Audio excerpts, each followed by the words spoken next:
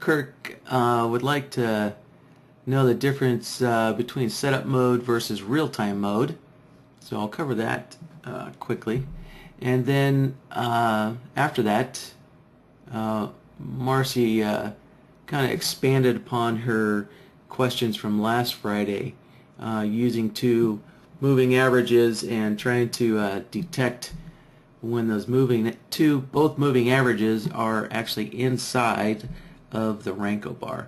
So we'll kind of expand upon that from last week. So now, all right. So I'll cover first the differences between setup mode versus real-time mode. So let's see. I'll take BloodHound off the chart, and so when you start with a new chart, right, first thing you have to do is start adding your indicators to it.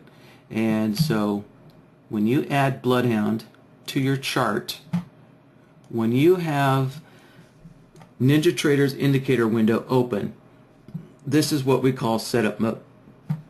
So you can go in here and set various parameters for BloodHound, and you can also go in here and preload a BloodHound file, before you click the OK button and put BloodHound on chart, right? So you can preload a BloodHound file. So when you do that, you click on the button, right? It opens up BloodHound's interface. So when its interface is opened, via the indicator window, this BloodHound is in what's called setup mode. Now, setup mode doesn't have any real-time feedback. So just to give you an example, if I put a simple inflection solver on this template here, and I'll change it to the closing price. Now, for normally, what we would see is a long signal. When this price bar reversed up, we would see a long signal, and normally when the price bar reversed down, we'd see a short signal. But of course, BloodHound's not even on the chart yet, so that's obviously one reason why you're not going to get any real-time feedback. So let me click OK, and we'll put BloodHound on the chart. Alright, so now you can see the signals. Now if I go back into the indicator window, right, I'll click on BloodHound and I'll go into the interface here. Now if I delete that solver, right, we can see that the signals aren't updating on the chart. And that's because we're in setup mode, right? We opened up BloodHound from the indicator window. So that's primarily setup. That is setup mode. So if I go in here and let's just say I'll add a simple bar direction solver, and we can see there's just no feedback. And the reason why there's no feedback is because we have the NinjaTrader's indicator window open, right? So whenever you have this indicator window open, it locks up NinjaTrader from doing anything. So therefore, BloodHound is forced to be in what we've called setup mode. So if I click OK, let's see, I'll name that template here in just a moment. Click OK. And now, once the chart loads up, now everything's going to be updated, right? So this is the bar direction solver that we're seeing. So whenever there's an up bar, right, we get a long signal, and whenever there's a down bar, right, we get short signals. Now, the only way to open up BloodHound in real-time mode is from the button up here on the top of your chart. So when you click on that button, that opens up BloodHound's interface, and now as I go in here, so I'll add that inflection solver back in here, and we can already see right away, right, the output of BloodHound is updating now in real time. So I'll change this to the closing price, and there we go. So it's fairly simple to work within BloodHound in real-time mode. You must use the button up here on the top of your chart.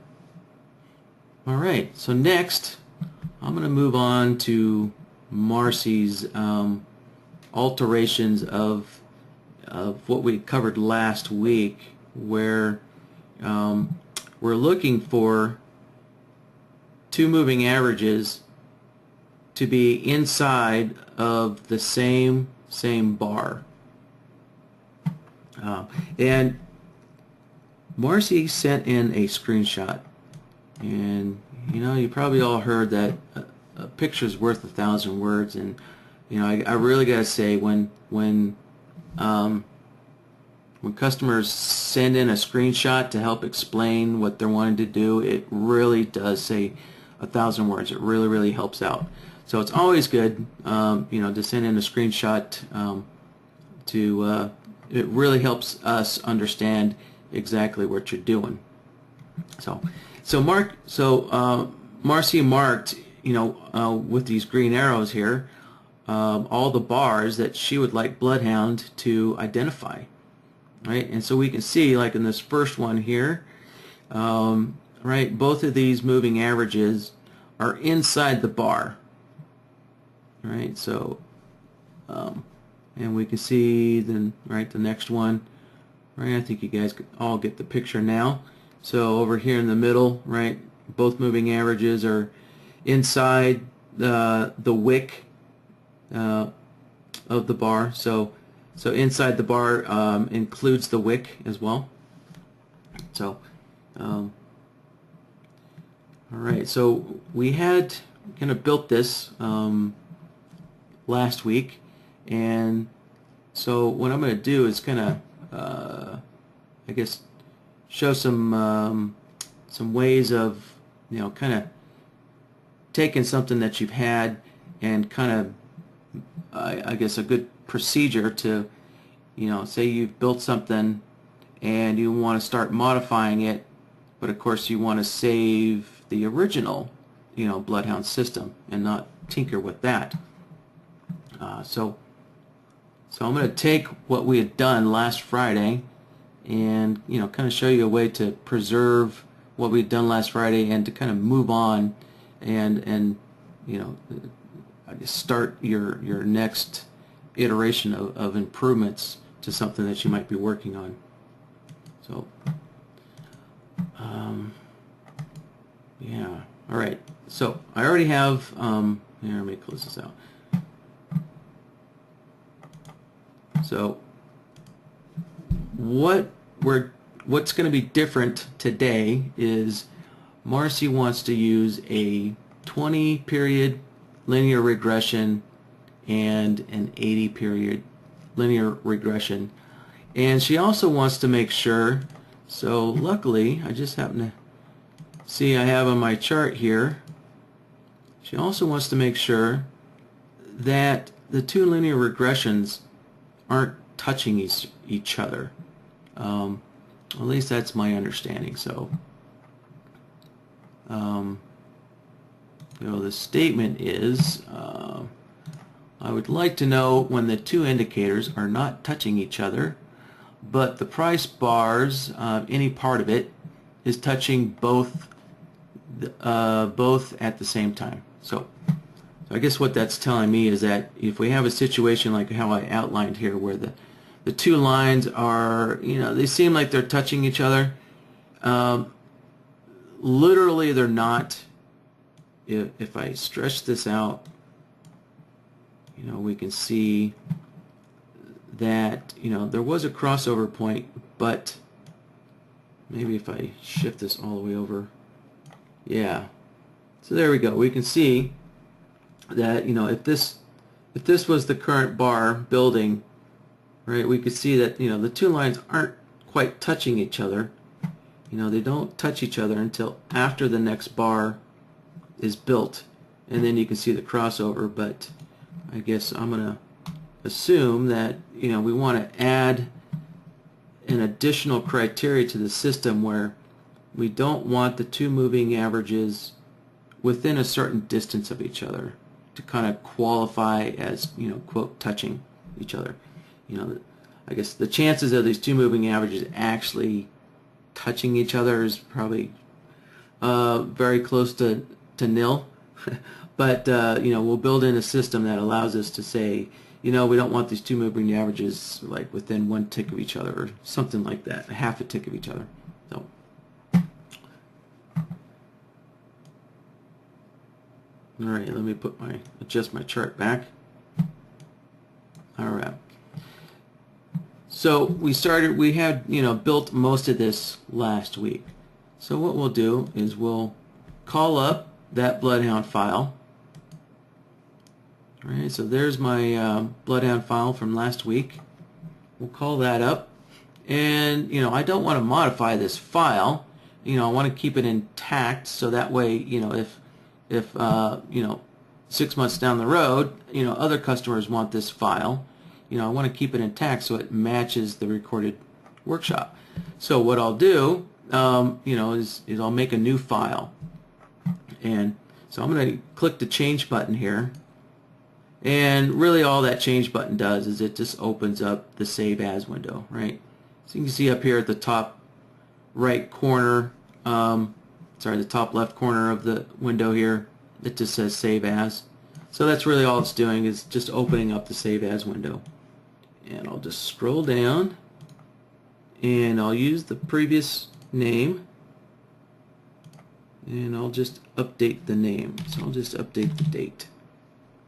And also for you guys, you would probably use the same name and say whatever, version 2, revision 2, something like that.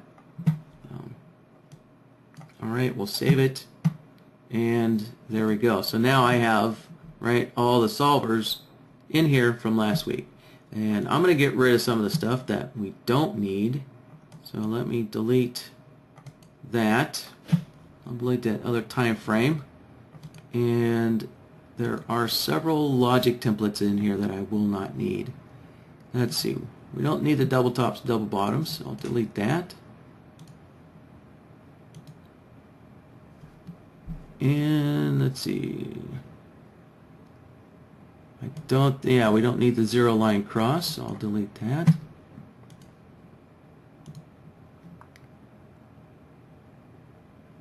Let's see, price inflection, don't need that.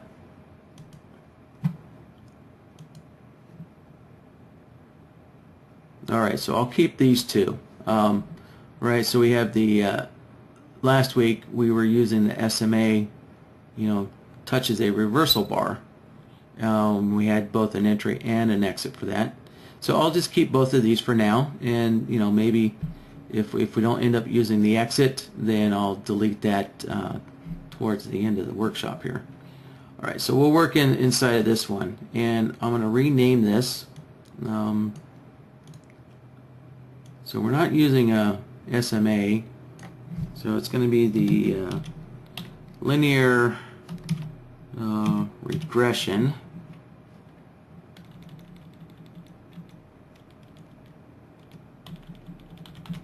And let's see, it's going to be a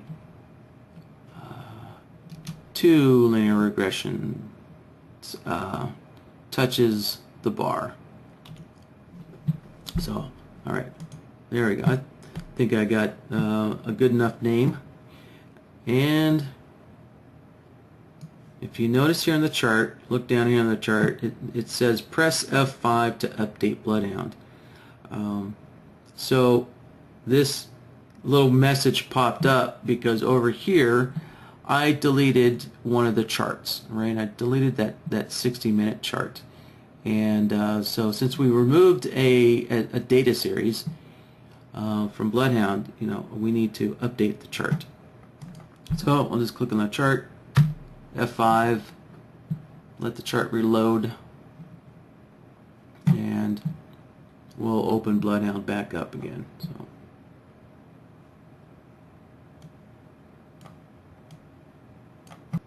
Alright, so luckily I have 2 bars, 3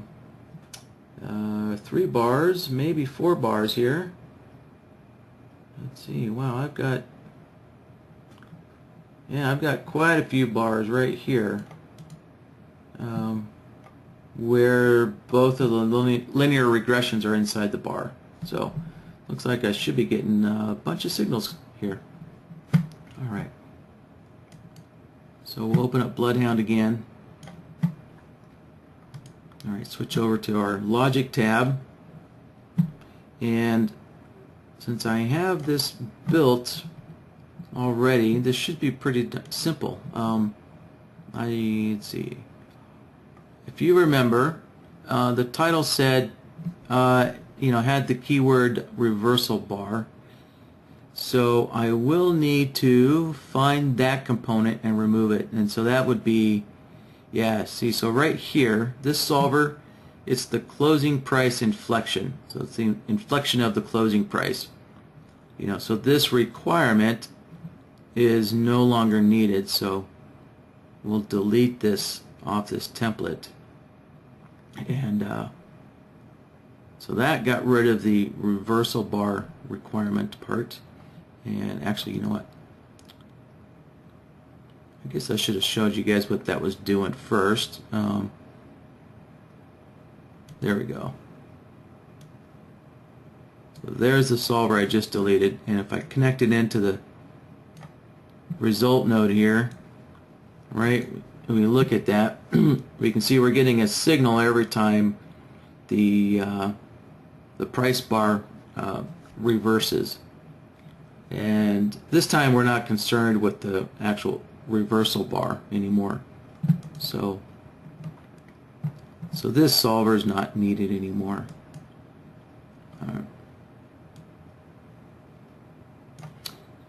But what is needed are these 4 solvers back here.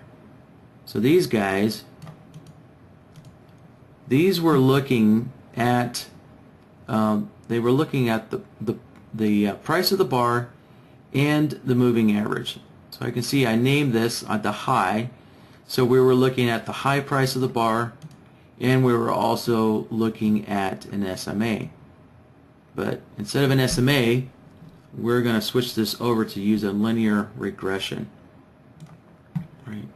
So to kind of break down our conditions again quickly, right, we're looking, actually there's 2 bars here that I guess will give us a signal, right?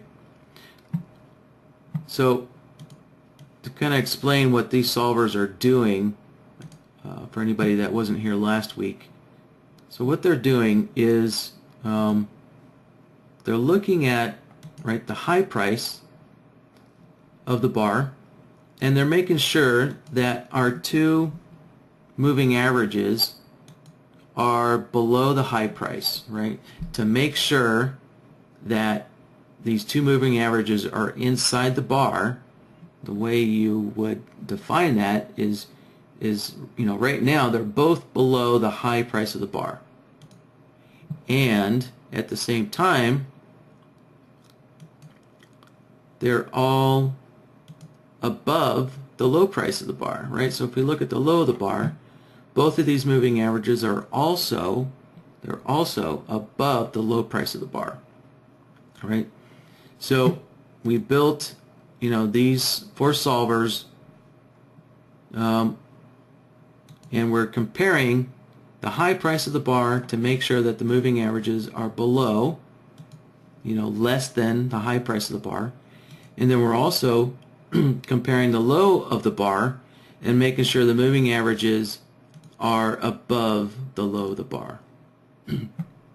So I need to keep expanding this out. I wasn't quite sure if our linear regression is actually in below the high of the bar right here. It's kind of hard to tell, but we'll find out. So who knows, maybe we'll get 3 signals here instead of just 2. Alright, so that's what these 4 solvers are doing. Now, we can see that if we look at the name and also look at the indicator B section, we can see it's using the SMA, so we just need to switch it over to the linear regression. And the SI chameleon indicator, if I open this up, we can see it's looking at the high price of the bar. It's looking at the high of the bar. So, alright, so let's switch this SMA into a linear regression.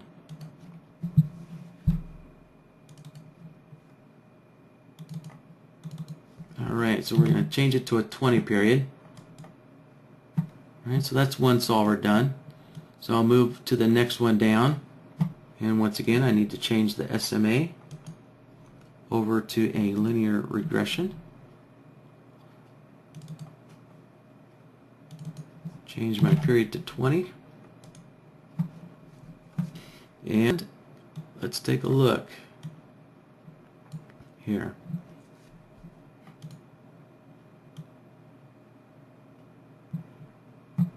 And you'll notice, see, I have the AND node selected, and you notice if you look in the title there at the top of the bar, you can see I give it a name, and I'm going to rename this now.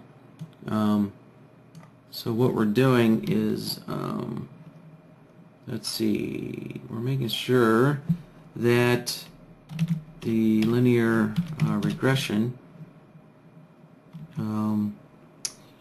is below the high. Alright, so I can give this a nice long name like that, so that way I understand. That helps me understand, what the output is that's coming from this AND node. And if excuse me, if I take a look here,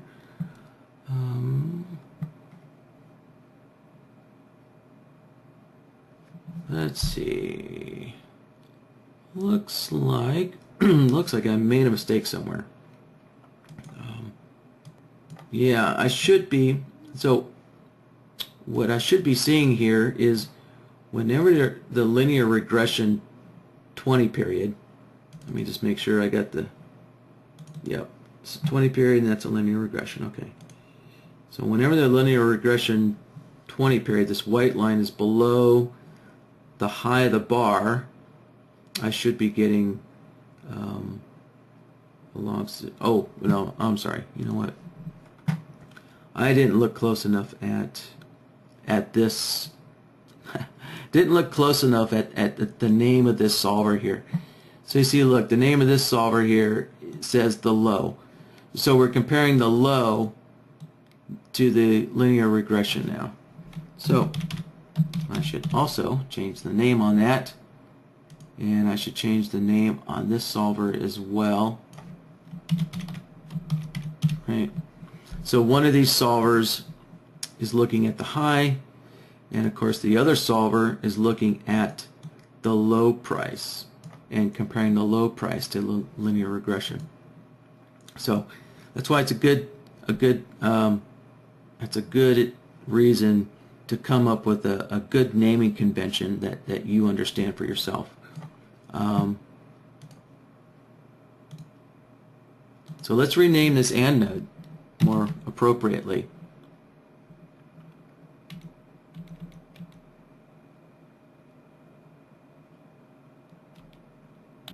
So I'm going to name this to the linear regression 20 is inside the bar.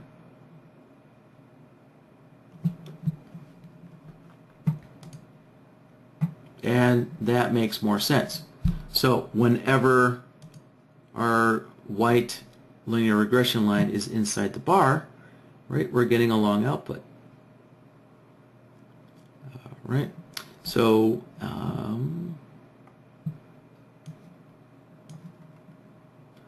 and even on a down bar, we're also getting a long output. So if we wanted to, we could filter these down bars. So I don't think we want a long signal on a down bar like this, so we can add a filter to that. And you can see here I already have a bar direction here. So if I disconnect it here, and if I connect this bar direction up, right, we can see those long signals now disappeared, went away. So now we only get a long output when it's an up bar, and we can see that whenever the white linear regression is inside the bar, right? So that's half of our requirement built. Now we need to work on checking when the 80 period or linear regression is inside the bar, which is this red line here. Let's switch back over here.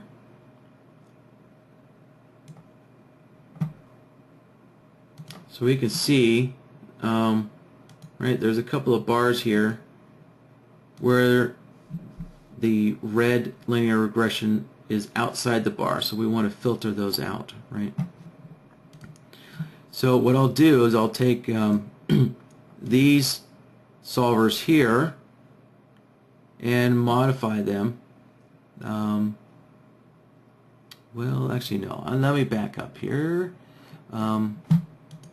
Before we move on to the 80 period linear regression, let's work on the down bars here, right? So when we get these down bars, we want to work on this. So when the linear regression 20 is inside the bars on a down bar, where we need to get short signals here, because that's part of the requirement.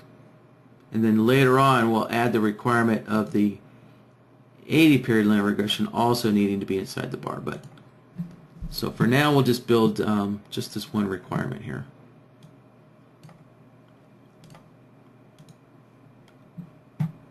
And I think all I'm going to need to do is just change these SMAs over to the linear regression, and then we should be done.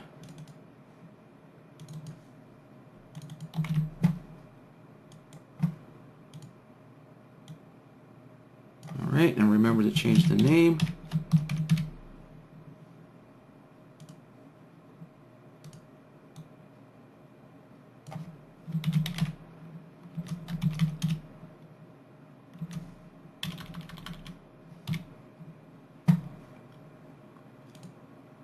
Alright, change the SMA to the linear regression, and we should be done with this part.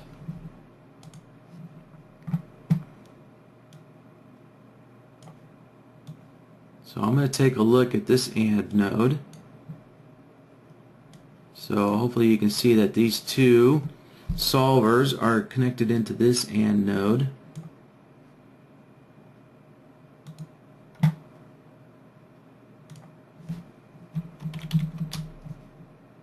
So I'm going to copy this name, and I'm going to use the same type of name for this AND node here.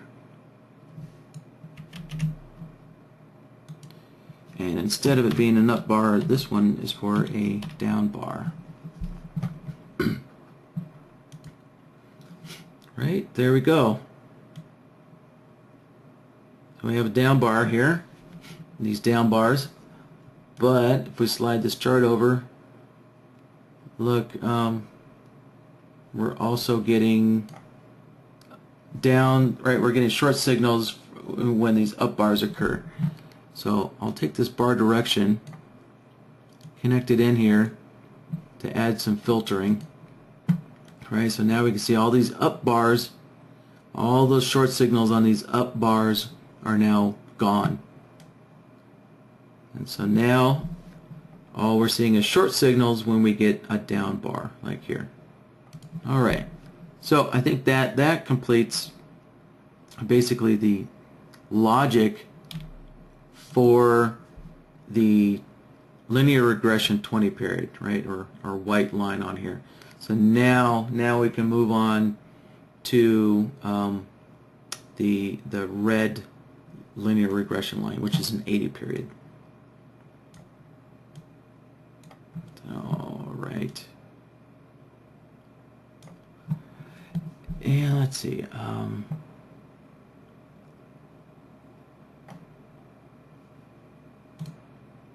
going to remove, well, let's see. I'll just disconnect that guy for now. And I'm going to delete these and nodes. And I'll delete that OR node. And so I have a set of logic here, right? A set of logic that essentially is for the white moving average on the chart, right? Our linear regression 20 period. So I'll just give this OR node a name here. So that's kind of telling me that this set of logic here is just for the linear regression 20 period. And I'll just kind of tidy this up a little bit. So now essentially I just need to kind of duplicate all of this and set it up for the linear regression 80 period, or our red moving average on the chart here. So let's see. What I can also do is I can further refine the name here.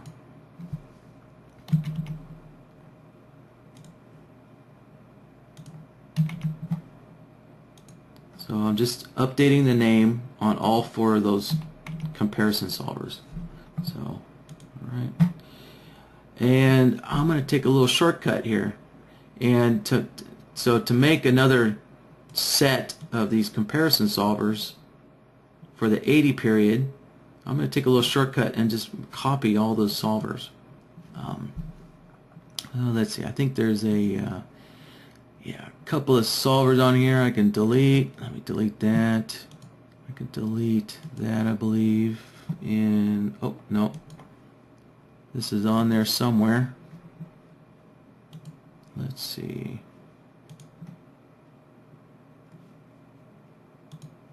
Must be on my exit template that I still have here. Oops. Ah, yes. Let's see. Oh, you know, I don't think we're going to use this today, so I'm just going to delete this template. All right.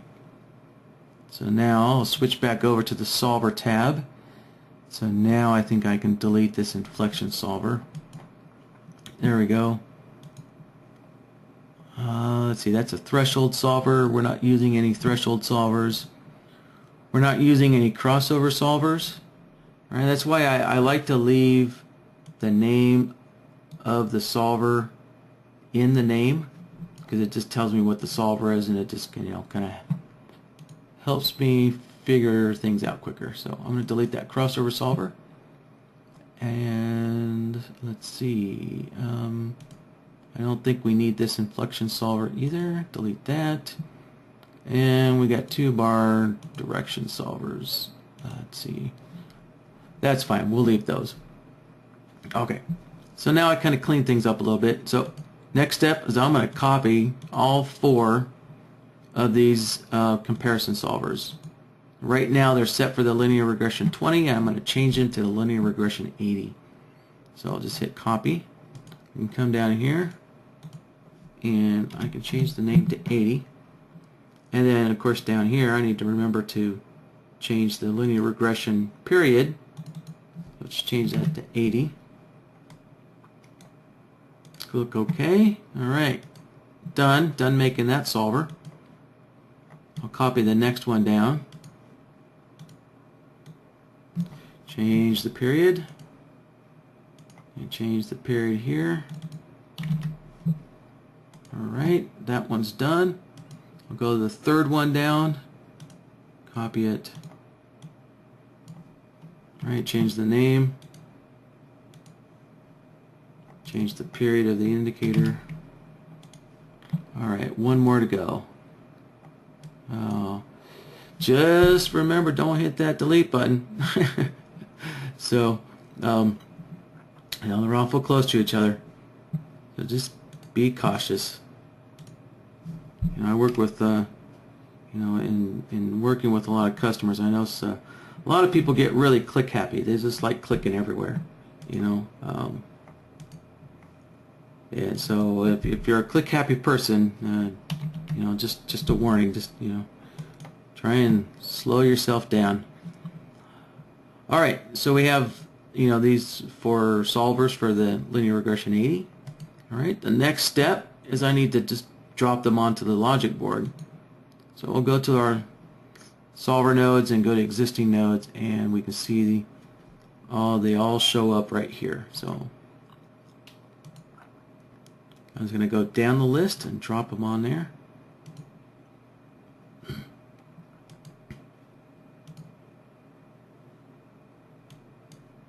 Alright, and they all popped up, they all dropped right on top of each other right there. So let me zoom in. I'm going to zoom in here. I'm just using the wheel on my mouse.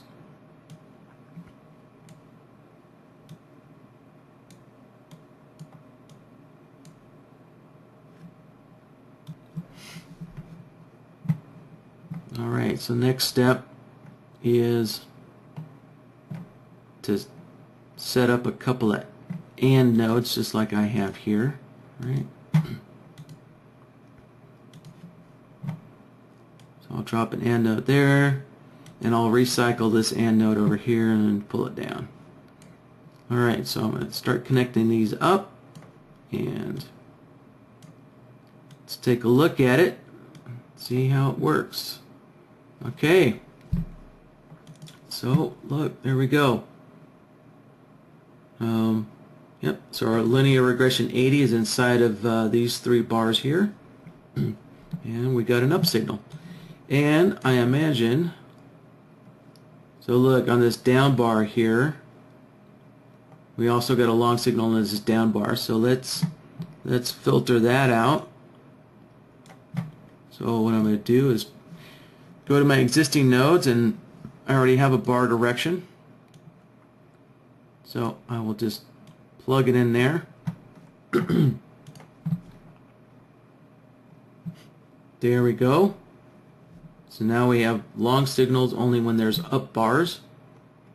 All right, so I got rid of that long signal on the short bar. We eliminated that. All right, so let's work on the next set of logic here.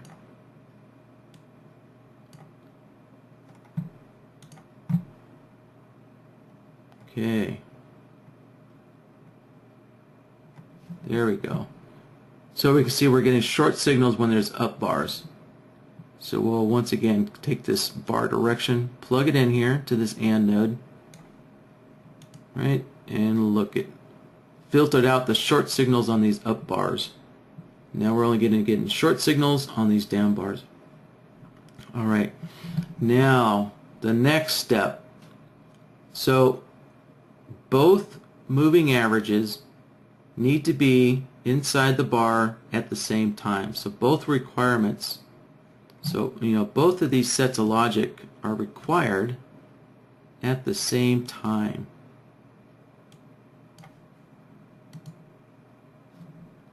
So I'm going to use an AND node.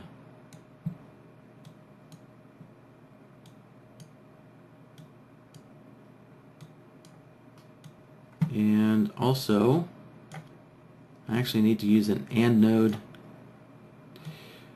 I need to use an AND node for here as well. No, I'm sorry. Oh, I'm getting one step ahead of myself, actually. This should be an OR node, just like I have up here. So, what I can do is, look, if I right-click on this guy, there's a little change field here, right? A little hidden feature. And I can change it to any of the logic nodes here. So I can switch it over to an OR node, right? And now look at the chart. There we go. So now I'm getting, right, long signals and short signals for the 80 period linear regression. So let's give this OR node a name here. So this guy is for the linear regression 80. So what I need to group together with an AND node are the two OR nodes.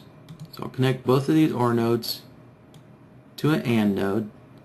So this is going to take the linear regression 20 period condition and the linear regression 80 period condition. Join them together like so. And there we go. I think that did it. Right. So there's some long signals when both moving averages are inside the bar, and some short signals.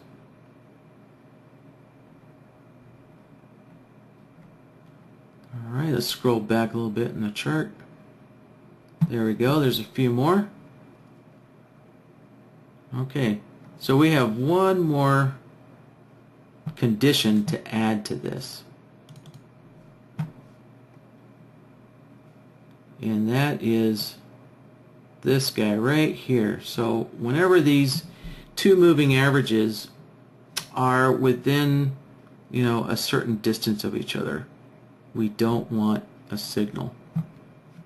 And so that's going to be another comparison solver. So we're going to be comparing, we're going to be finding out when these two are really close to each other. So we're going to be comparing them to each other.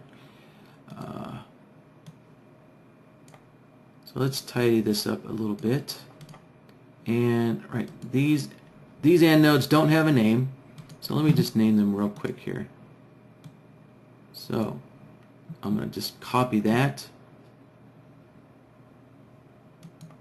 and paste it in there and update the name.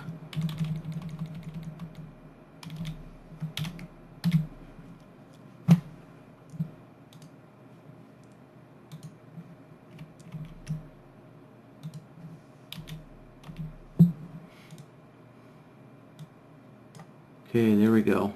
Updated the name on those AND nodes. So, alright. Now we can start working on detecting when the two moving averages are close to each other. So I'm going to use a new comparison solver here. I'll drop that on the board. Connect that up, and we'll just work on this one condition by itself. So we're going to be comparing the linear regression 20 to the linear regression 80. I'm going to have to shorten up the name.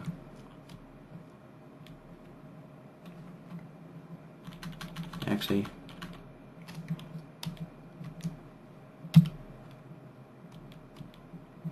there. I think that works.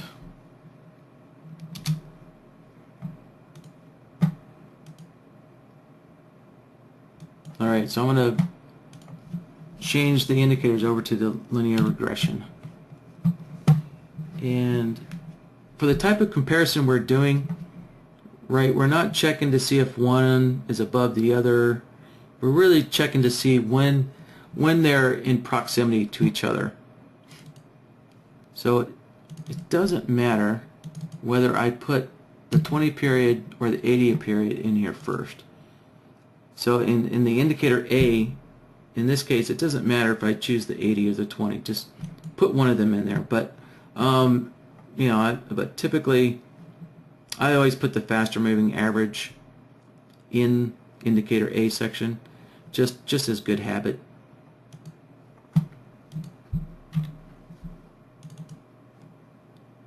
So we'll set indicator B to the 80 period. Right, there we go, to the 80 period. And so let's determine, let's see, we're on oil, so let's determine when, oops, let me click back on the solver. Let's determine when those two lines are within 2 ticks of each other.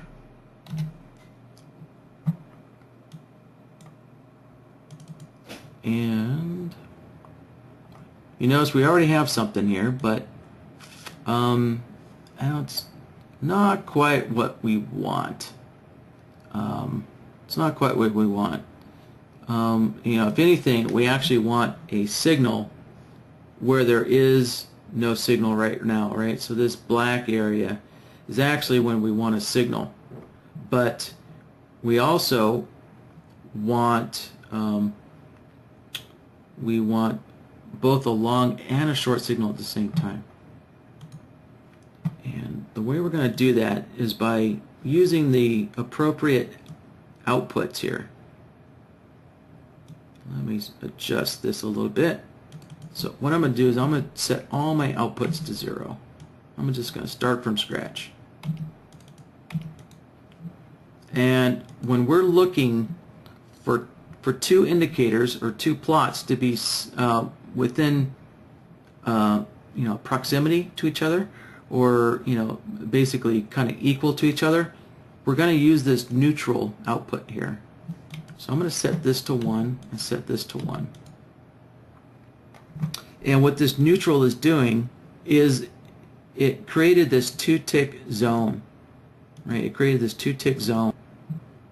So 2 ticks above or 2 ticks below for both the long output and also for the short output.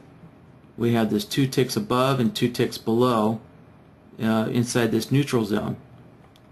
And so whenever these two moving averages are within 2 ticks of each other, or equal to each other with a 2-tick allowance, you can see now we're getting a signal here. We're getting both a long and a short signal, right?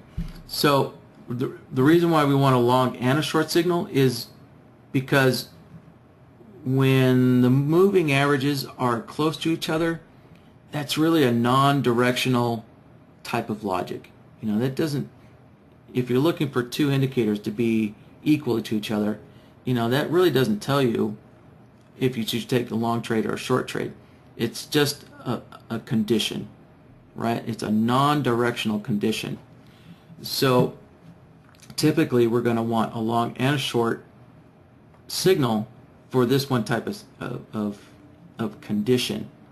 And essentially the other logic here, the other logic that we've already set up, will determine the actual direction of the trade.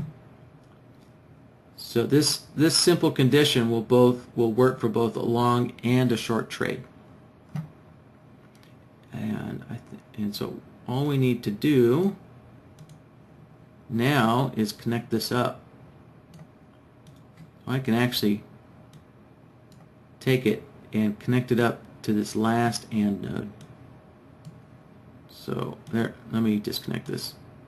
So if we look at our chart here, right, we have 3 signals, and oh, actually, sorry, I'm getting ahead of myself. Let's just take a look at this condition again. So we actually have the condition identified, but the rule said we don't want a signal when these two moving averages are equal to each other, right? We do not. So we actually kind of want the opposite effect. So what we can do is use this invert here. I use the invert on this solver. There we go. And look, we can see we've got 2 bars here where they're both moving averages are within 2 ticks of each other. So I don't know, maybe we want to adjust this to just be 1 tick.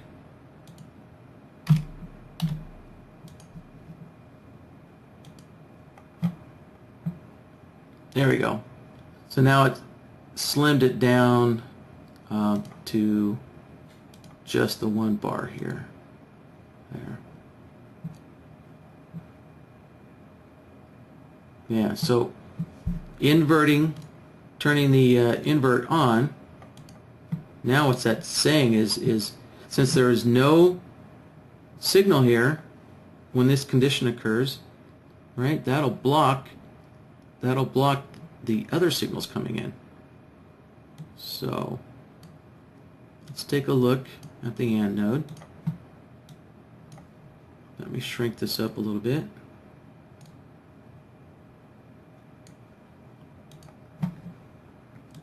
Right, so as soon as I connect this solver up, there we go. No signal on this bar, and no signal over here on this bar.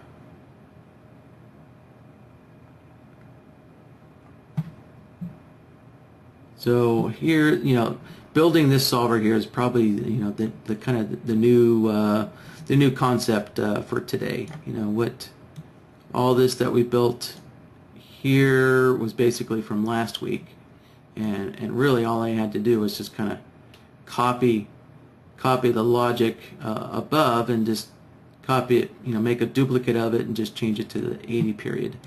And so today, this is really kind of the new concept for today, is checking for when two moving averages are within a certain distance of each other. And it looks like we don't need this look back function node, so I'll delete that. And all right, I think that does it. And I can see that there are lots of questions coming in here, so that's good. Give me a moment to read through these. All right, so Marcy is just saying that I guess what I just built is exactly what she's looking for. So she said this looks good. So thank you, Marcy. All right, let's see. Diego's not here, but he has asked a really good, interesting question. So, he's asked, what can we do about intrabar backtesting and backtesting trade management? See, I'm not sure, what he means about backtesting trade management. And see, and he goes on to say, can we see a detailed description of what the solvers are doing, their formulas? All right, so there's 3 questions here. So the first question, what can we do about intrabar backtesting? The only way you can do intrabar backtesting is by using NinjaTrader's replay data. So let me pull up the control panel. So you have to use NinjaTrader's market replay connection. All right, that's the only way you can backtest intrabar. There's that one. And well, I guess let me add to this. Be mindful of how fast you play the replay market forward. Right? If you play it forward too fast for your processor, for your computer CPU to handle, then you're not going to get correct results. Right? If you play it too forward too fast, if NinjaTrader doesn't have enough time to perform all the calculations, to get the final result of the indicator, then you're going to get bad backtest results. All right, so just keep that in mind when you're using the market replay connection. So let's see, Diego's second question. Let's see, and backtesting trade management. And backtesting trade. I'm not sure what he means by backtesting trade management. And so the last question here: can we see a detailed description of what the solvers are doing, their formulas? I'm sorry, no, Diego, we're not going to release the formulas for our solvers, and no, there's no way to see what's doing. BloodHound doesn't produce any kind of output or anything like that. BloodHound was designed to keep things simple and quick and easy. It really wasn't built, at least not yet. It's not built for kind of complex logic analysis. I know some people are into neural network trading software, or some simple forms of artificial intelligence trading software, and they'd like to get like various outputs from BloodHound, that they can then input into their neural network software. You know, I imagine that someday, once more of the, you know, I think more critical, more important features are added to BloodHound, that someday we'll add that feature, but I wouldn't consider that anytime soon. All right, I think I answered this question from Marcy while we were building the system. Let's see.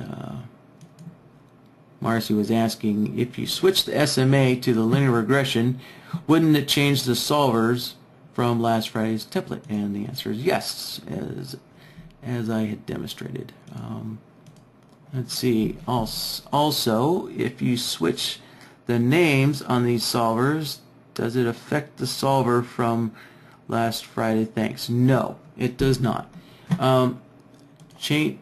Let's go back on here. So changing the name on the solver doesn't affect the solver's functionality at it. All it does is just change the name, right? So this name field is just there as a convenience, so you can tell yourself what the solver is doing, right? I mean, look at all these, you know, objects on here. You know, if you come, you know, if you playing around with this and you let it sit on the shelf for a month and you come back to it a month later, you know, do you really think you're going to remember what each one of these are doing? You know, probably not. So that's why this name is here. So you know, you want to come up with a naming convention that you understand, that makes sense to you. So that way you can read this, you know, and I can see from this name that this is a comparison solver, and I'm comparing the high price, and then I put a little dash in here, to the linear regression 80. So you know, it's a very short name. You know, I would also have to come down here and kind of look at my outputs to tell me, you know, what type of comparison is being done. And I can see that essentially I'm just, you know, looking for some kind of a short output type of comparison, right? So, all right, so answer is changing the name does not affect the solver in any way. All right, so Eldon's got a good question here. If you have time, can you show how to set up a trigger to occur only if the price is within 3 ticks of a moving average? Let's say a 13 EMA. So you bet. Yeah, we kind of did this already with this solver here, right? We were detecting when the linear regression 20 and the linear regression 80 are within 1 tick. So it's essentially the same concept, except we'll put your EMA 13 in here, and we could put the closing price in here, you know, or vice versa. So let's create a new logic template here. So let's see.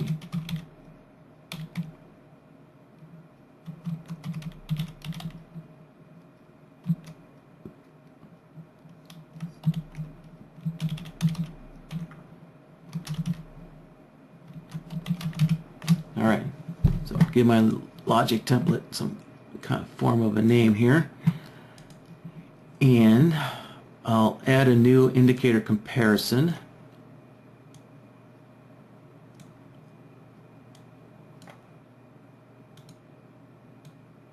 And to give this a name, I'm comparing the price to an EMA 13. So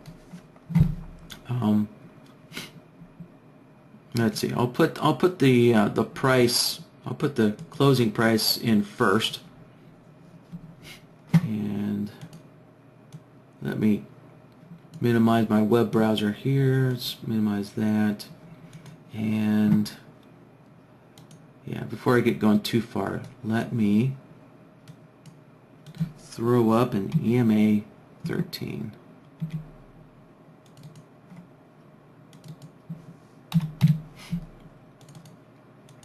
And we'll make this guy blue.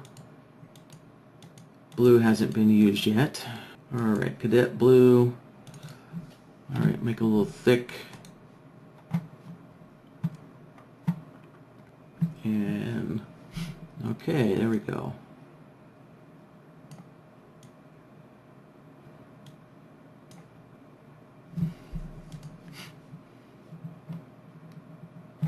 Alright, so let's finish setting up this solver.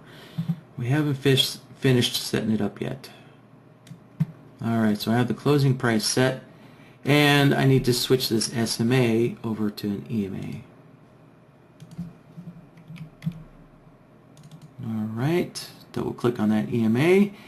You know, you can double click on the indicator or click the add new button, either way. And let's change that to a 13 period. Alright, now the next thing, so we're looking for right, the closing price and the EMA to be, you know, within 3 ticks of each other. So let's set our differences to 3 ticks, and we need to clear out the outputs here. Let's set these all to 0. Alright, and since we're looking for them to be within a proximity to each other of 3 ticks, we're going to use this neutral zone. Alright, so there we go. Just like that.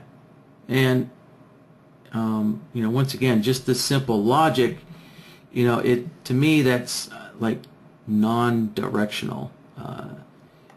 We're just saying, you know, hey, when is the closing price, you know, within 3 ticks of our EMA? It doesn't quite tell us what direction to go.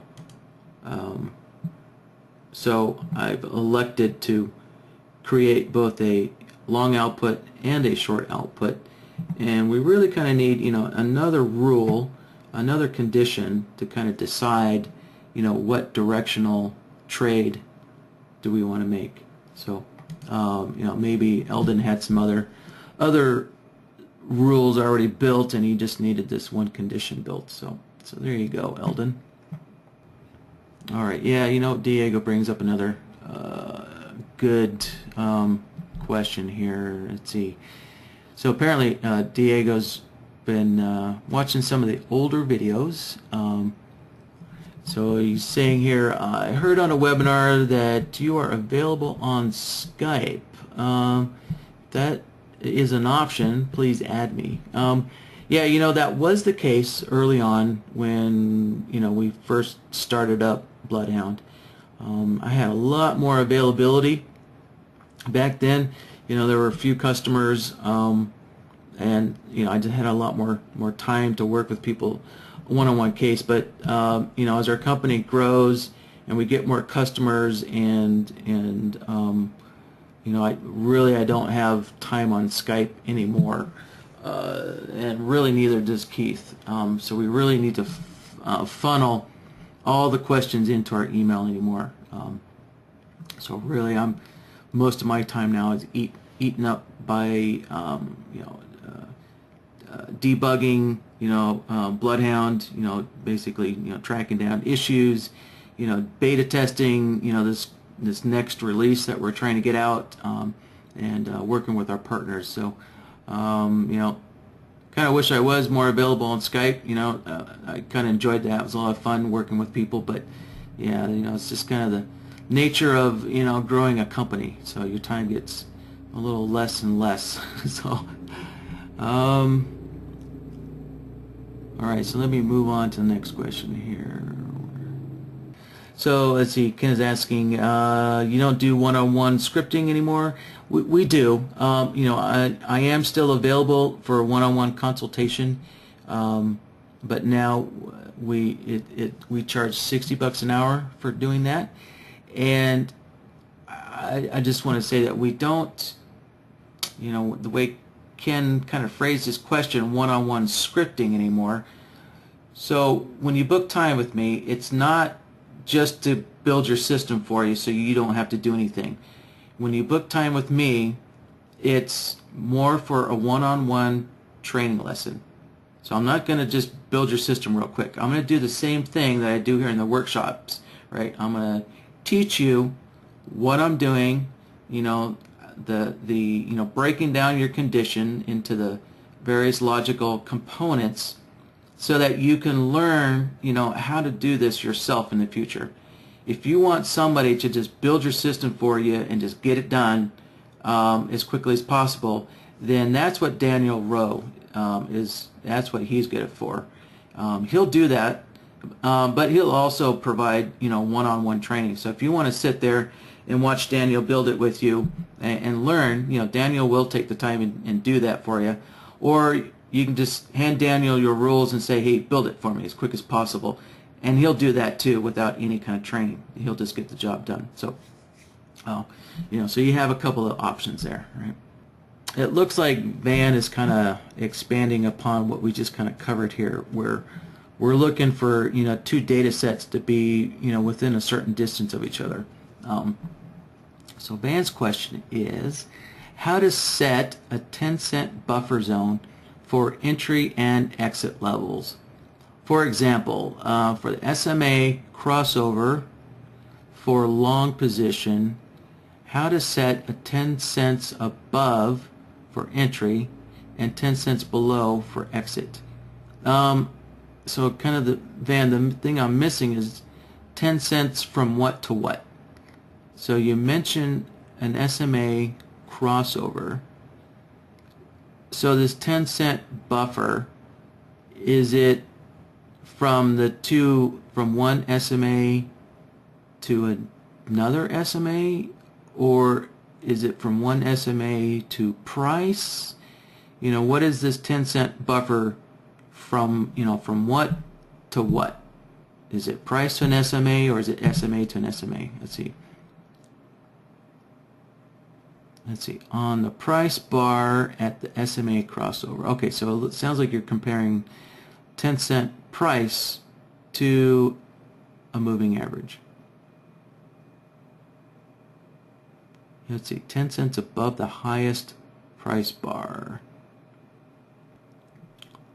All right, the highest, okay, highest price bar then is subjective.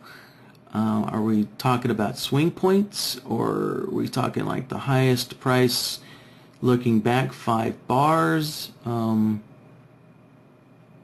So I'll need some more clarification on how are you determining what's the highest price bar. Let's see.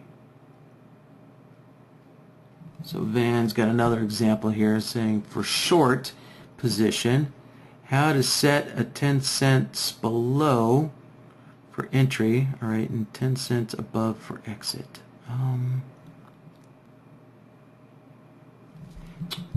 Okay, I think I'm starting to understand Van's question here. I'm just going to read through this again. All right, Van, so let me ask you here. Let me find the arrow. So let's say we have a crossover here. So are you wanting to take the price of this crossover and get a signal when let's see, let me figure out 10 cents below this point here. So you wanting to, there we go. So this is 10 cents below the crossover point. Are you wanting to get a signal when price, you know, breaks below this 10 cent crossover level? Okay. All right. There must be somebody out there teaching this methodology, because I think this is like the third time I've gotten this question. So the one thing that we need, Van, is we need something that can calculate that crossover price. right? And I don't know of any indicator that can calculate that crossover price. I don't know of any indicator that out there that does that. Right, that takes a special formula to calculate that crossover price, because that crossover never takes place on a bar. These crossovers are almost always taking place in between bars. Right? So yeah, actually look, if I stretch this way out, look, this crossover is in between bars. So there's no way to know what that price is. Right? You can't get the price of an indicator that's in between bars. You know, to give you a better understanding, if I change the plot style to dot, change this to dot, and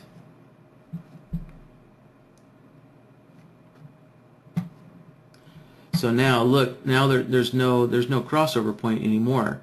So where these dots lie, that's the only price data that Ninja knows, right?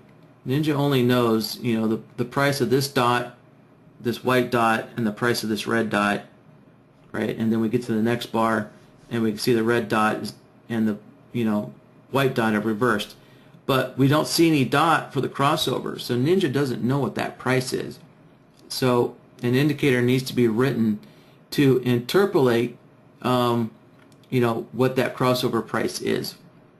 And so we need something, you know, to perform that calculation and basically plot that price on the chart, and then BloodHound can use that price to then do its comparison, and right, compare that price level to the closing price, you know, once an indicator has, you know, determined what that price is. So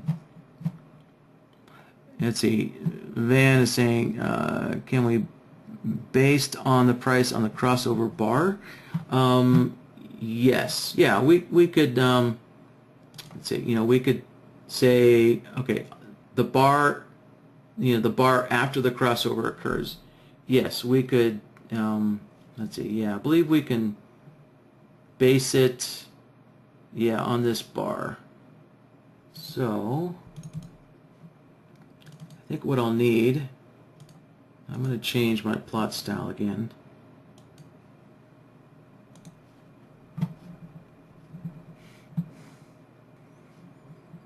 Yeah, so we have the price, right, of, I'm going to use the white linear regression line here.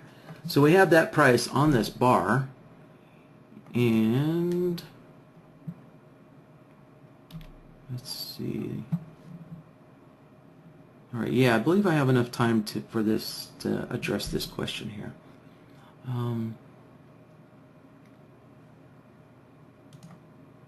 Yeah, so this square here kind of represent a 10 cent distance in oil. Yeah, so we can take this the price value, right, of the white linear regression and compare it to anything else, you know, so we can compare it to the closing price and see. Yeah, all right. So let's shrink this up a little bit.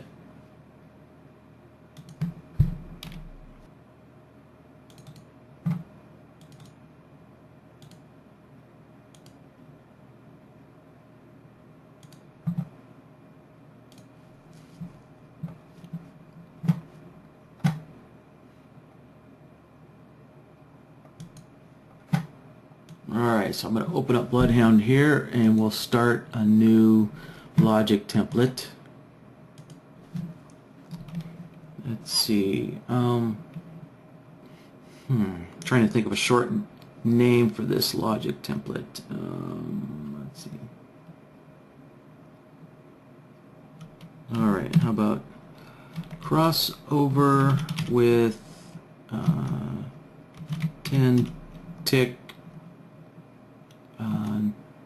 10 tick, I guess 10 tick breakout. I guess this is kind of like a breakout. Yeah. So, you know, we're waiting for essentially price to kind of break out of a 10 tick zone.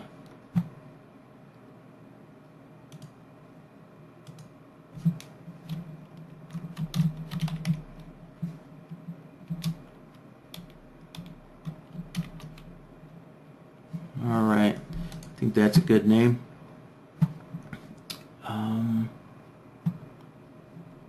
All right, so first thing we need to know is when the crossover occurs, right? So we don't start looking for anything until a crossover occurs. So let's build a crossover condition first, right? And I'm going to use the linear regressions since I already have them on the chart, and using the linear regressions will kind of minimize all the lines on the chart.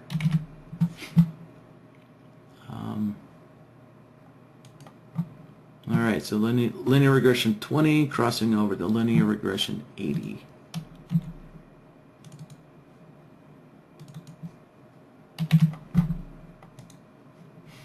Okay, there we go. There's our short signal. So first part accomplished. And of course, there we go. We got some other crossovers happening here. All right. Okay.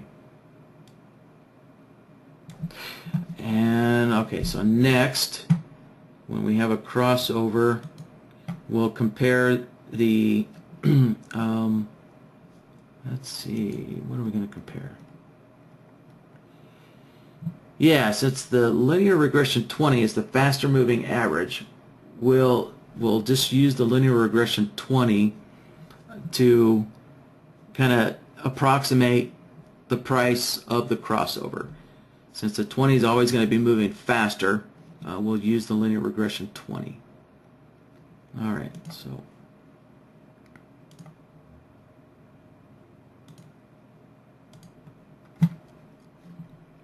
I'm going to do a comparison here. And first let me give this a name.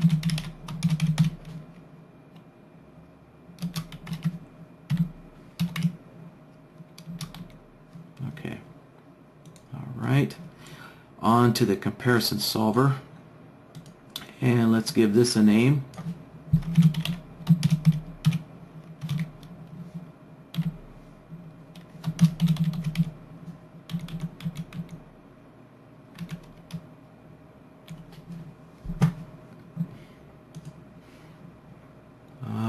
Alright, so we're wanting to know, let's see, when the closing price is, let's see, when the closing price essentially is 10 ticks or more, so 10 ticks is the same as 10 cents in oil.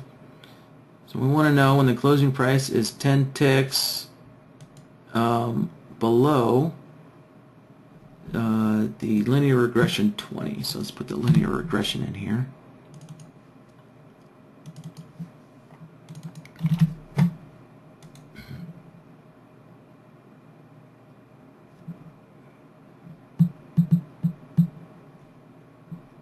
Alright, so let's take a look at our output descriptions here. And okay, you notice how my descriptions didn't update, right? It still says 0 ticks. So I'm going to click on the other solver and click back. And now we can see the descriptions here, right? We have A is less than B by 0 ticks, and then A is less than B by 10 ticks.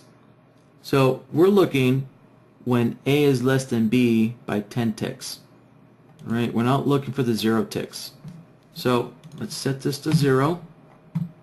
And I'm going to need to do the same for the long sides here. Set that to 0. Right, so for the short side here, when A is the closing price up here, right? Indicator A. So when the closing price is less than the linear regression 20 by 10 ticks, we get a short output. And if we look at the chart, that's what we're seeing. So look, right here on this bar, see how we don't have a signal anymore? Right, and that's because our linear regression line is less than 10 ticks from the closing price. So I can create, also take a look at the output. See how the output starts diminishing, right? We get this kind of analog type of an output. As the linear regression line gets closer and closer to the closing price, the output begins to diminish. So if I want to kind of create a digital type output, I could put 10 ticks in both the large amount and small amount. And there we go. Look, that actually made a difference. So it's actually showing that right now, right there. This is the last bar right here that's within 10 ticks. That the closing price is 10 ticks or more away. 10 ticks or more away from the linear regression line. So here, I'll size this rectangle to be 10 ticks.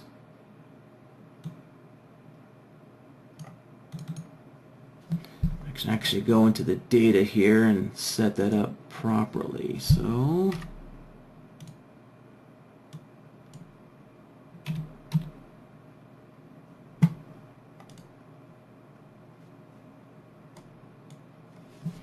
alright, so the height of this rectangle box is exactly 10 ticks. And I can set that up, right? So I matched it up to the linear regression line, and we can see the closing price of the bar is below it. So it's more than 10 ticks away. And if I move this down here, yep, look, we can see the closing price is inside the box. So we know that the closing price is about 9 ticks away from the linear regression.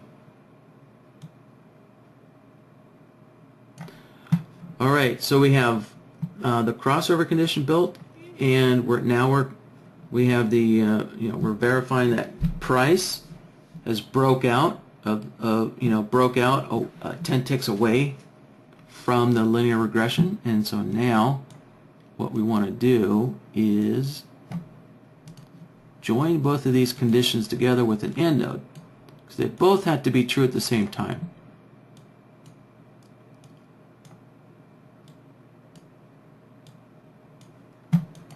And so there we go. Let's kind of check to see what's going on here.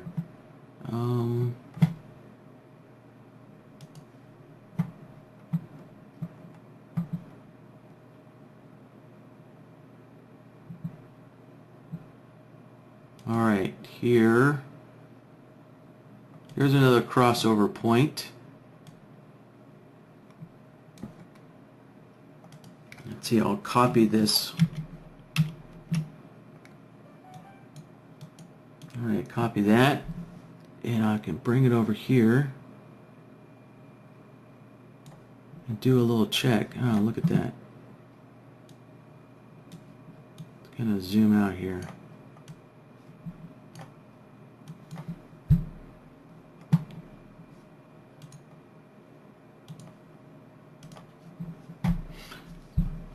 So I can see the closing price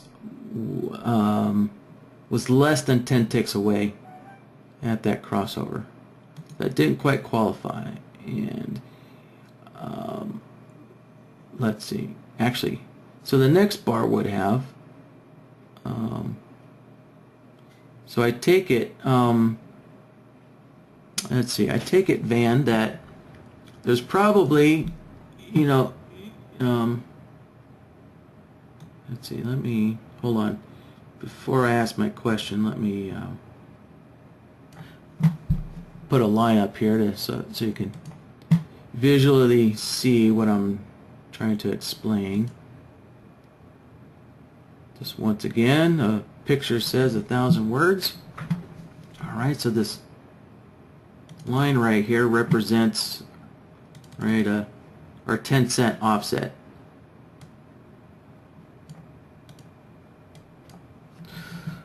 Right, so this thick white line represents, right, the 10-cent offset from our crossover, or, well, more realistically, from the linear regression here. And actually, let's see. Actually, the crossover occurs on this bar. Yeah, one bar later. So let me adjust. Let me adjust my lines.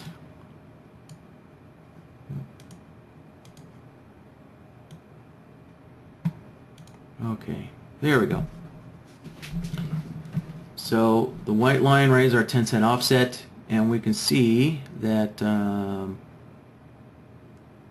eventually on this bar, right, price finally exceeds that 10-cent offset, right, breaks it. On the actual crossover bar, price is not outside that 10 cents, so that we didn't get a signal here. So Van, I'm just kind of wondering, you know, are there a certain number of bars allowed to go by, you know, where you can continue to look for price to break, you know, outside this offset, this 10-cent offset, right? That's represented by the white line here. Well, I guess, let's see. I'm not seeing any answer from Dan, but let's just say that we're going to allow price to, you know, take another bar. So we'll give price to 2 bars to kind of break this 10-cent offset. And so what we'd have to do is do some adjustments here to our solvers. So the crossover solver, if we take a look at that, right, so there's our crossover to the upside.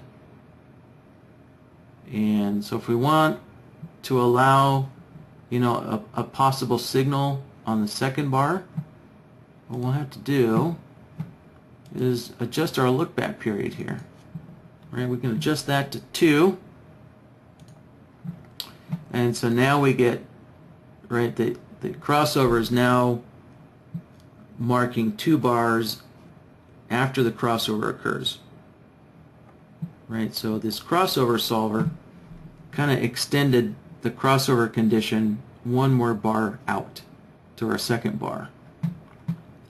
And then what we also need is this solver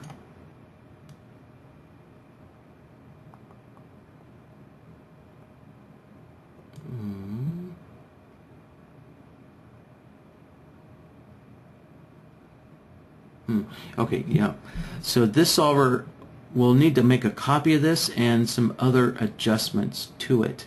Because look, if we look at our chart, look, there's no long signals coming from that solver.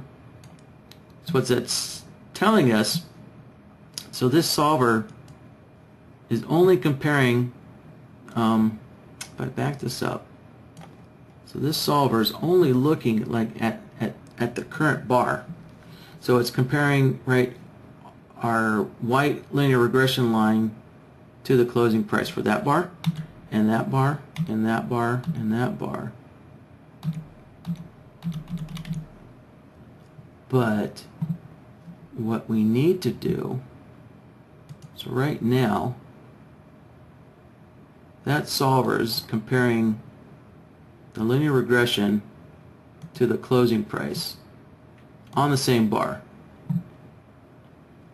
But what we'll need to do is make another comparison solver and have it compare the linear regression of one bar back to one bar forward, like this. Right? So we need to make this cross comparison. Right? So we need to take the linear regression, the value of the linear regression one bar back, and then compare it to the current bar in order to get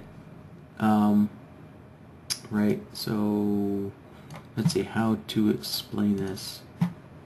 So remember, what we're doing is we're holding on to the price.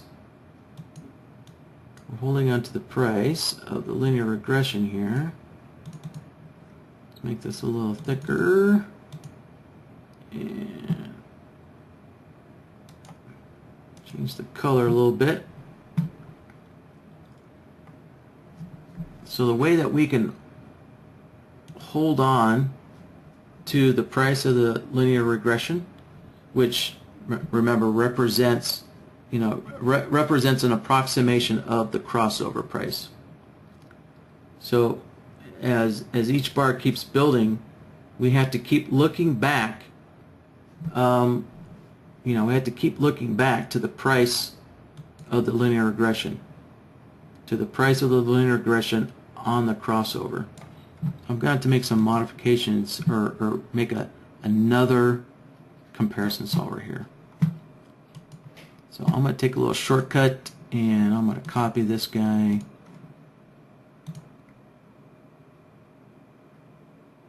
And I'm going to adjust the name here.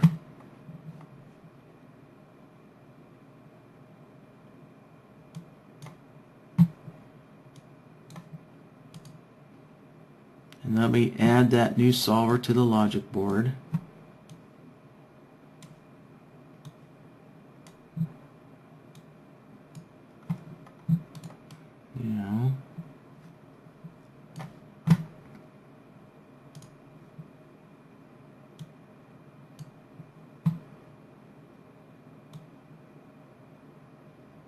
Alright, so you notice that I changed the name here, and I put an LB in here, and to me that's my keyword for, or my abbreviation for look back. So we're going to be looking back one bar on the linear regression and comparing it to the current bar, to the closing price of the current bar. So the closing price of the current bar, and we're going to be looking back one bar to the linear regression. And the way I can do that is set the displacement here. Use a 1.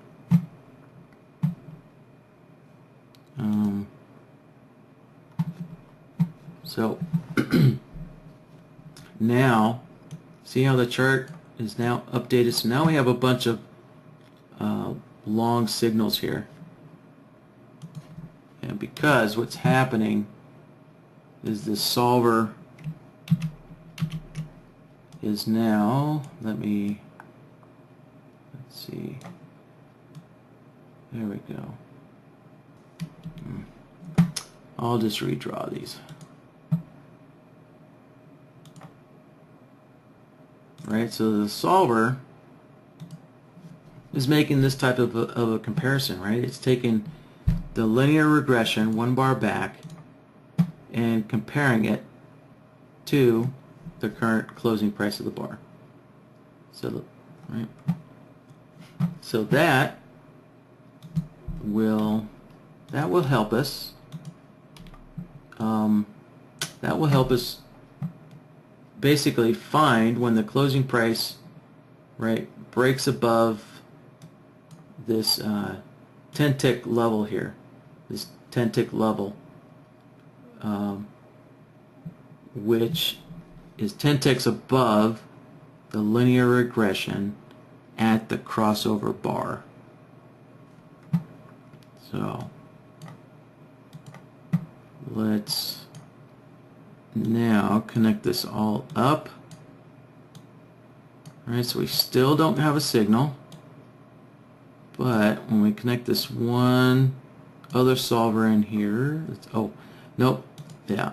If we don't have a signal yet, we're definitely not going to get another signal. So what I actually need is another AND node. Let's drop this other AND node on here. Connect that up, connect this up, and there we go.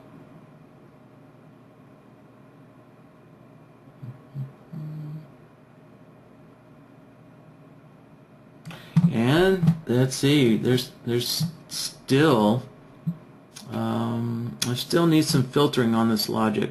Let's see.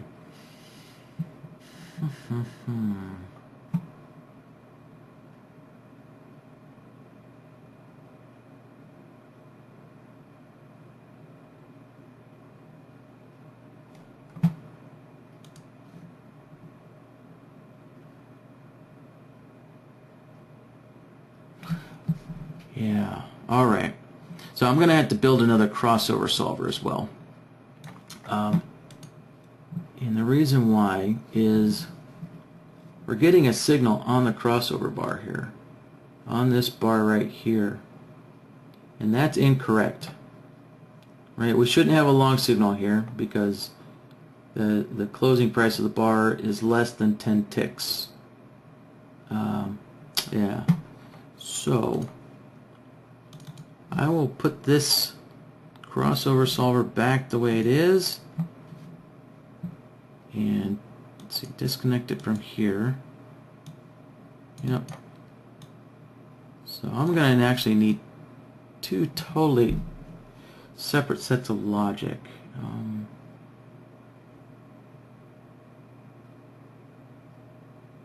Let's see. Well, actually, no, maybe not. Let's see, maybe a function node here.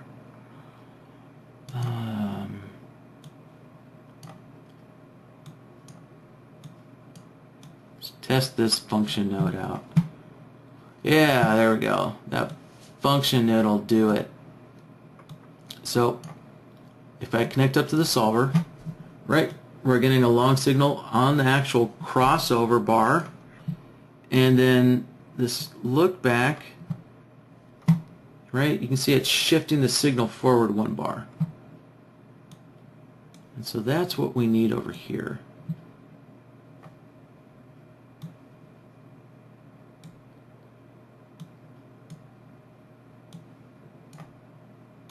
There we go.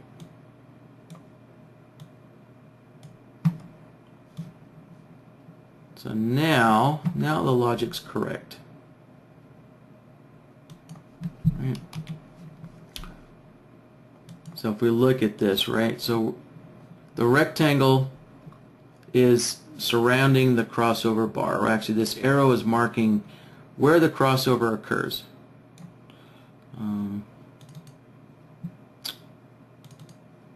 I don't know if I make this smaller so it's a little easier to visualize. And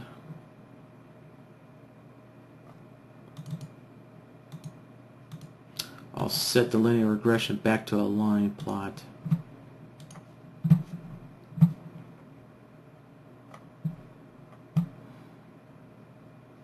There we go. So now we can see that this is the bar where the white and the red cross over, and you know, price is less than 10 ticks away from, you know, what we're representing as the crossover price.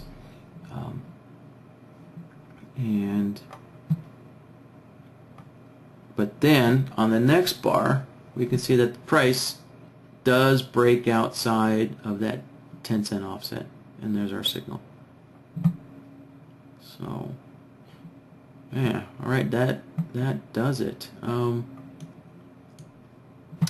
Actually, I'm kind of thinking that maybe instead of using the linear regression 20 to grab our crossover price,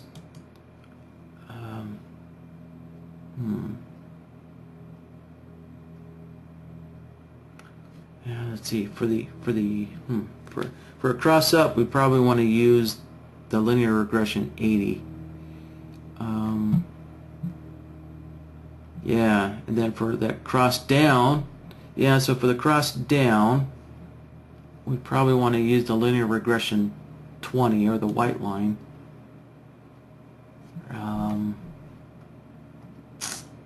And for cross ups, we would want to use probably, to be more conservative.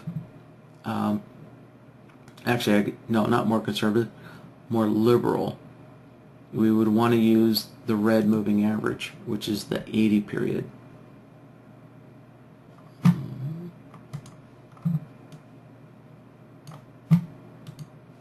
So let's make some quick modifications here.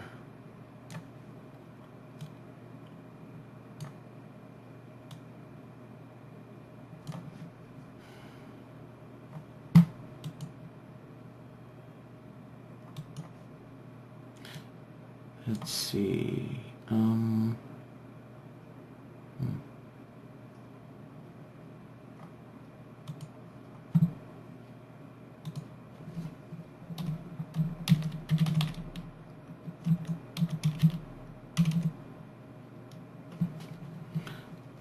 All right, so we're going to set this AND node up for a down cross.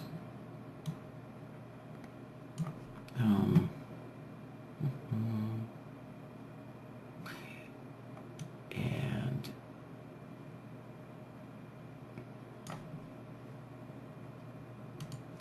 actually, no, let's see. There's a better name for this. Actually, this is this AND node represents. Let's see, on the crossover bar. This AND node is one bar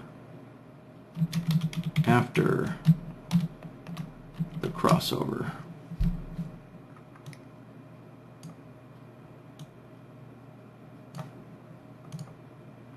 And so I need to connect both of these together with an OR node. And so for the changes that I'm going to make,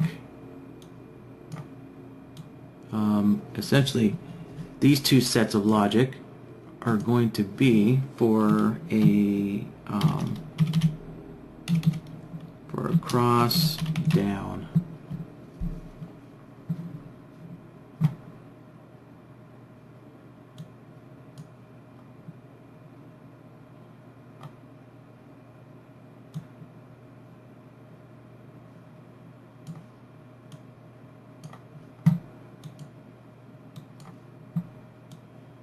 So I'm going to restrict this logic for a cross down only. So I'm going to use an AND node and this bar direction solver.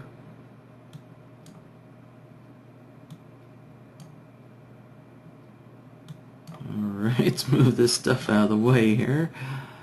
Okay, there we go.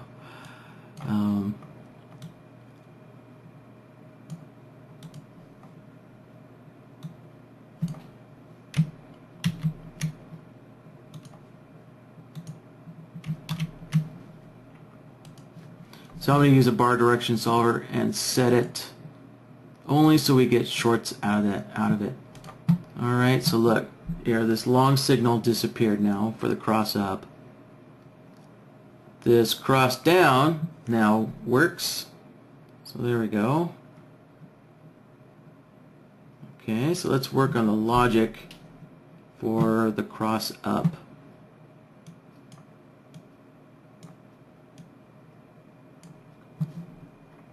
And so remember, so for the cross up, we're going to grab the price from the linear regression 80 instead. So let me adjust this stuff here.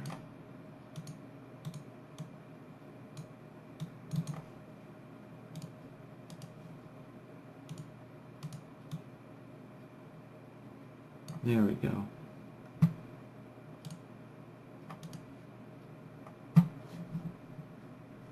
All right. Yeah, so we're making this the system a little more liberal for the cross ups by using the actually, I'm sorry. Yeah, we're making it more liberal by using the lower priced moving average. Right. So if we look at the cross down over here, right, we used the white linear regression line, which has a lower price. So that's a little more liberal. If we use the 80 period linear regression, right, that would be a little more conservative because that would have a higher price. I'm sorry. I'm getting my words backwards. If we used the linear regression 80, which is the red line, that would be a little more liberal because that would have a higher price. But since we're using the linear regression 20, the white line, that's a little more conservative. So I'm sorry, let's go back here. Yeah.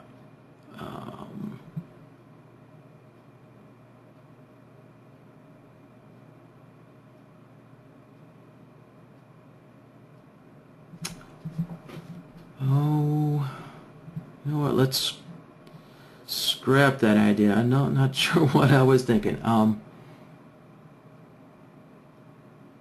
Yeah, sometimes it helps just to talk this stuff out loud.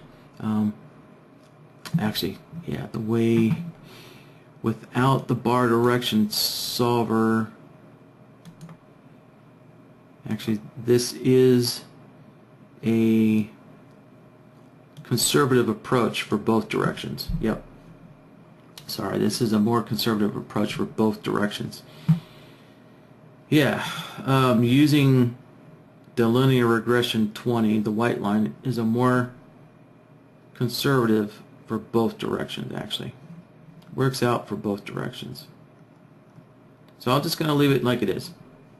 So, alright, never mind. So, alright, so there, I think we got it.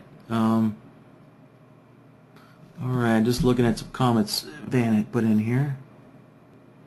Alright, looks like that's good enough for Van. So good. Okay, thank you, Van. Marcy had a question when I was building her her template here.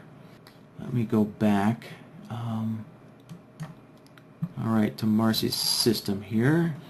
She was saying around, let's see, 9:18 a.m.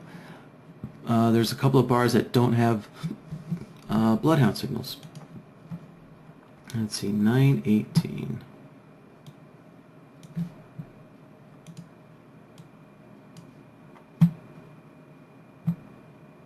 And yes, you're right. Let's see, at 9:19, looks like we should have a signal right there.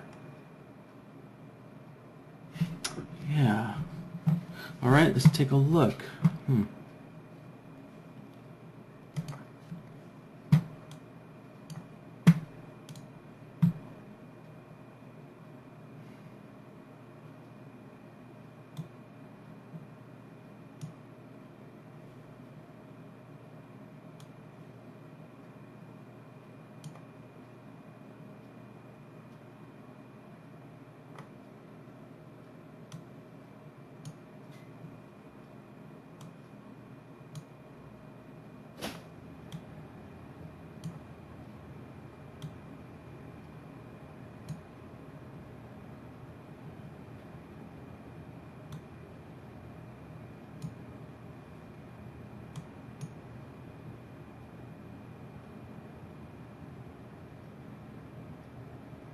Oh, huh. All right. I found the problem. Oh, interesting. Okay.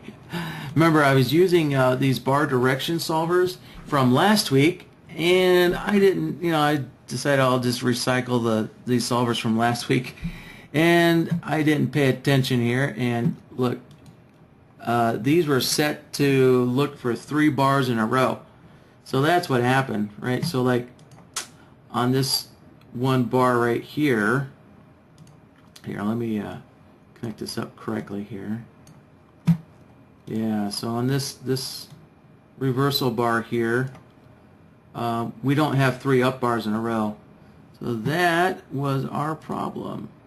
So I need to set this back to looking for the number of bars of just 1 bar. So I'm only looking for the bar direction of the bar, you know, of that actual bar, you know, of the bar in question, I should say. Okay, so there we go. Look, we got 2 more. Yeah, we got 2 more trade signals out of that. As soon as I put these bar direction solvers back to their, you know, their default state. So, yeah. Okay. Yeah, so that fixed it. Okay, great, Marcy. Good catch. Let's see. All right, one last question here. Van is asking, can we use the zigzag indicator as an entry and exit with BloodHound? Yes, you bet you can. All of NinjaTrader's, you know, built-in indicators work fine with BloodHound, you know, because they all use, you know, standard plots and everything. So Van, yes, zigzag does work with BloodHound. So, you know, once again, if you have any kind of you know, an example of a zigzag, you know, conditions or system that you'd like to see me build in this workshop, please send me an email and kind of, you know, describe those rules and conditions, and we'll build that for you. All right, thank you guys. Have a good Friday and enjoy your weekend. We'll talk to you next week. Bye bye.